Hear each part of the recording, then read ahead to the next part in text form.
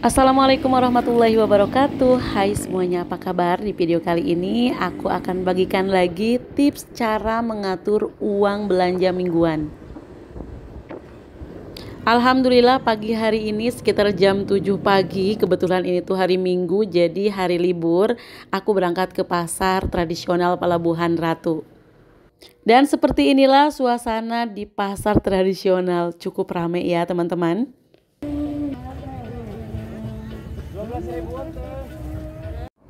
Sepertinya semua orang itu bermimpi punya gaji yang besar setiap bulannya.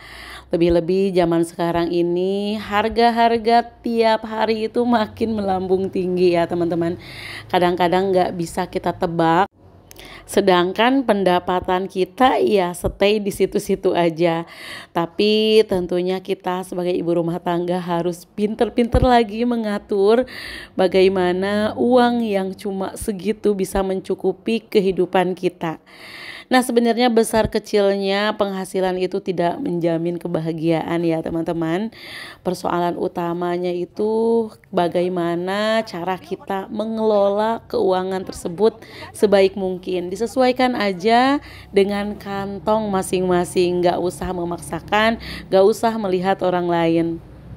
Nah, kalau aku sendiri punya tips tersendiri untuk mengatur keuangan ini. Nah, yang pertama biasanya sebelum berangkat itu pasti aku tuh dibikinin dulu kayak kita hari ini misalkan masak apa, besok masak apa.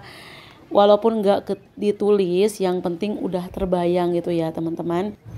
Tujuannya ini supaya kita itu nggak kebingungan saat ke pasar. Kadang-kadang kita kalau udah nyampe pasar mau beli apa gitu. Yang ditakutkan justru karena uang kita terbatas, kita pun membeli misalkan bahan-bahan makanan yang tidak diperlukan atau tidak dibutuhkan atau tidak diinginkan oleh keluarga. Makanya kalau ada waktu bisa diskusi dulu sama keluarga gitu ya teman-teman. Pengen dimasakin apa misalkan dalam seminggu ke depan. Nah, kalau misalkan di rumah udah ada daftar menunya itu gampang banget ya. Kita membeli bahan-bahan sayuran ke pasarnya. Nah, cara aku yang selanjutnya, kalau misalkan mau hemat, kita belanjanya itu ke pasar tradisional dengan jumlah yang lumayan banyak. Ini untuk 10 hari gitu ya, teman-teman. Kalau misalkan kita belanjanya banyak, biasanya itu harganya lebih berkurang. Contohnya bawang merah 1 kilo, itu berbeda dengan harga eceran ya.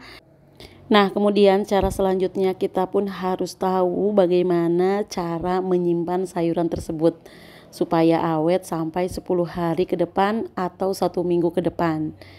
Nah, kalau aku sendiri caranya seperti ini, dimasukin ke dalam wadah yang sudah dilapisi dengan tisu. Nah, tisu itu tujuannya supaya bisa menyerap keringat-keringat yang dikeluarkan oleh sayuran. Biasanya kalau kulkas dibuka tutup, itu bakalan di sayurnya itu kayak ada keringet-keringetnya gitu ya teman-teman. Nah, keringetnya itu bisa nempel di tisu. Kalaupun nggak ada tisu bisa menggunakan apa aja. Kalau dulu aku pernah menggunakan apa kayak koran gitu ya teman-teman. Tapi karena seiring berjalan waktu banyak teman-teman yang mengingatkan juga, katanya kalau pakai koran itu dari tinta-tintanya itu takut kena ke makanan. Tapi sejauh ini bagus loh pakai koran, jadi langsung menyerap gitu. Kalau pakai koran dulu itu dibungkus langsung. Nah, jadi si keringat-keringatnya itu langsung ke koran. Nah, sekarang aku udah beralih ke tisu putih. Nah, tisunya itu bisa tisu yang khusus, ada juga tisu yang seperti ini juga nggak apa-apa ya teman-teman. Jadi begini caranya, dimasukin ke wadah, kemudian ditutup. Tutupnya itu sampai rapat gitu. Nanti boleh dimasukkan ke dalam kulkas. Nah, tips selanjutnya lagi, karena kita itu kan belinya itu cukup banyak dan masaknya tentu nggak 1 hari habis. Kita pun harus lebih memilih sayuran yang seger. Makanya ke pasar usahakan pagi-pagi supaya kita dapat sayuran yang masih seger, nggak layu-layu. Nah, kalau masih seger kayak gini bisa bertahan sampai 10 hari loh teman-teman. Apalagi yang sayuran nggak ijo. Kalau sayuran ijo itu paling 4 hari juga udah warnanya itu udah agak sedikit pudar gitu. Tapi kalau sayuran yang nggak ijo kayak terong, kemudian kayak tadi kol, wortel, nah itu bisa bertahan sampai 2 minggu di dalam kulkas. Nah, dengan seperti ini, kalau misalkan udah ada sayuran di rumah, kita food prep kayak gini, otomatis kita pun bakal lebih masak di rumah dibanding beli. Biasanya beli itu lebih boros ya teman-teman.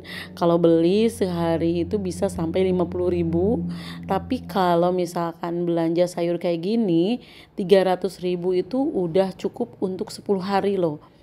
Jadi itu lebih irit, selain irit bisa lebih sehat juga. Tentunya itu bisa berdampak kepada keuangan keluarga kita.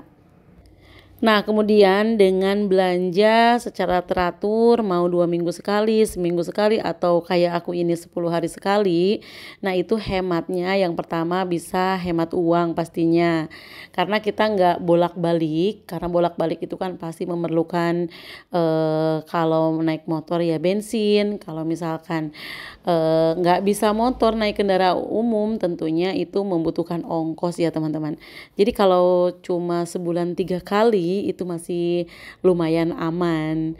Nah kemudian kalau misalkan kita belanja seperti ini tuh bisa hemat waktu juga.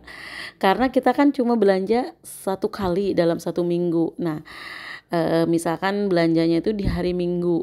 Di hari Minggu ketika anak-anak pagi-pagi itu pada libur sekolah bisa ditinggalkan. Nah, kita pagi-paginya itu bisa ke pasar.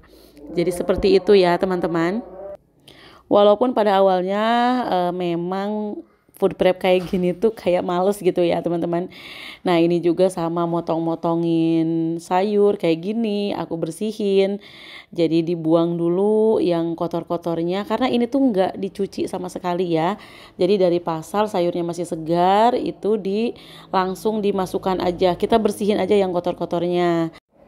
Contohnya seperti sayur kucai ini, jadi terlebih dahulu aku potong, kemudian aku bersihin dulu. Nah, nanti kalau misalkan udah bersih baru dimasukkan ke dalam wadah. Itu membutuhkan waktu yang lumayan lama ya.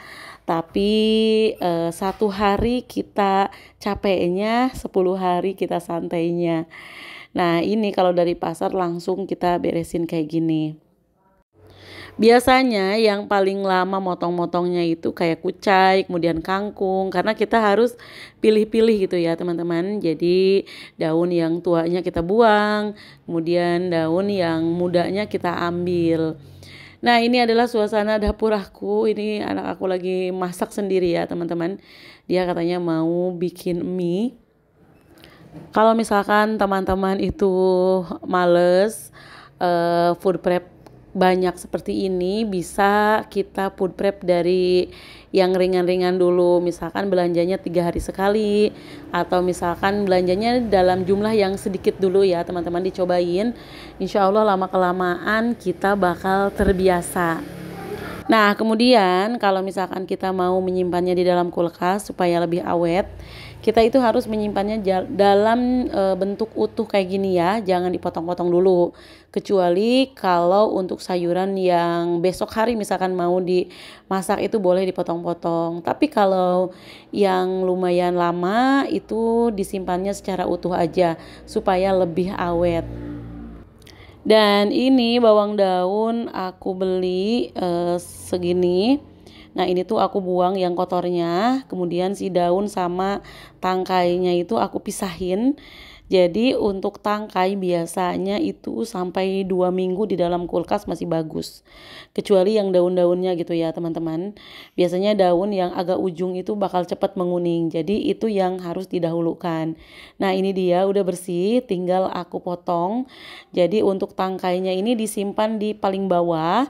Nah untuk daunnya itu disimpannya di paling atas. Supaya nanti kepakainya itu lebih awal. Jadi cara penyimpanan di dalam kulkas pun kita harus tahu ya teman-teman. Mana misalkan yang harus kita dahulukan masak berarti disimpannya di paling atas. Karena di kulkas aku itu kan numpuk. Jadi kita pun harus tahu misalkan sayuran yang mau didahulukan, sayuran yang mau terakhir kayak gitu. Nah, tips hemat selanjutnya, jangan sepelekan uang recehan kembalian. Jadi dari pasar biasanya suka ada kembalian kayak gitu. Nah, itu kalau misalkan ada kita tabung. Jadi kalau misalkan ada uang koin kita pisahin dalam satu wadah ditabung gitu ya, teman-teman. Nah, dari uang 2 ribuan, uang 5 ribuan, itu lama-kelamaan bisa jadi banyak juga. Nah, uang-uang tersebut nantinya bisa kita gunakan untuk biaya tidak terduga gitu ya. Alhamdulillah ya teman-teman. Kalau misalkan kita niatin setiap harinya itu untuk terus menabung, insya Allah kita bakalan bisa. Tapi kalau nggak ada niatan itu nggak bakalan bisa. Nah, ini adalah hasil belanja mingguan aku hari ini. Ini total semuanya itu dari pasar 250.000 sama ikan. Nah, ini kelewat belum beli ayam. Biasanya kalau ayam bisa titip ke tetangga. Kebetulan dia suka bolak-balik setiap hari ke pasar. Nah, harus teman-teman tahu juga, jadi kita itu belanja yang pertama tentu saja harus ada protein hewaninya kayak daging sapi. Nah, kalau misalkan beli daging sapi itu jangan dicuci terlebih dahulu, langsung aja masukkan ke dalam kulkas. Kalau untuk ayam itu bisa dicuci dulu, ikan juga sama. Bahkan ikan itu harus dikeluarin dulu jeroannya supaya nggak cepat busuk. Nah, selain ikan yang termasuk protein hewani juga termasuk telur gitu ya teman-teman. Dan semua ikan-ikan laut kayak cumi, udang kayak gitu itu juga termasuk protein hewani.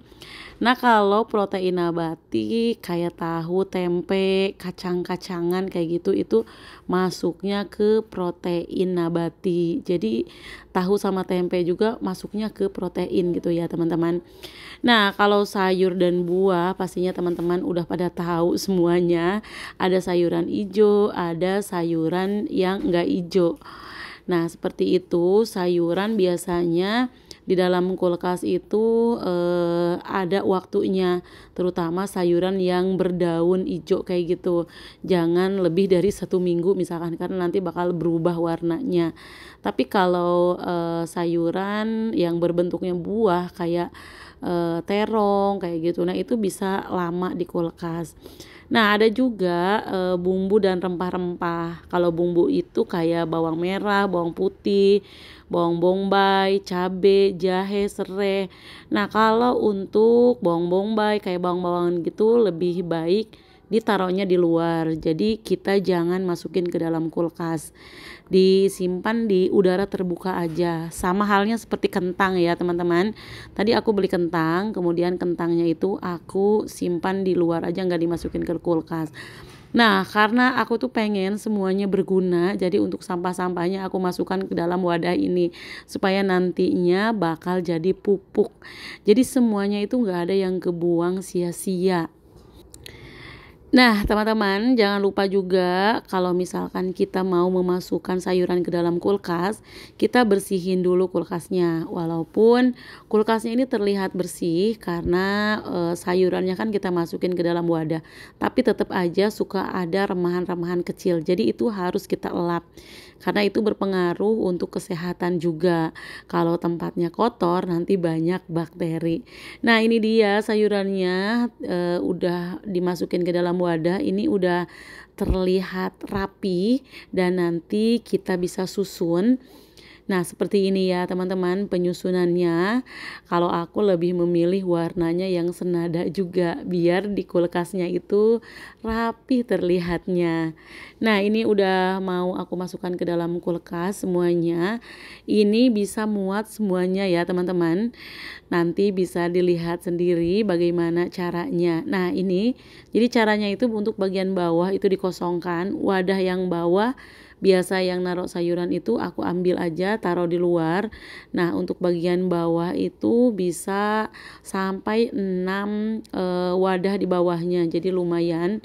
Nah, ada juga yang double-double gitu. Pokoknya kita harus memanfaatkan setiap sudut kulkas. Nah, begini ini udah lumayan rapi.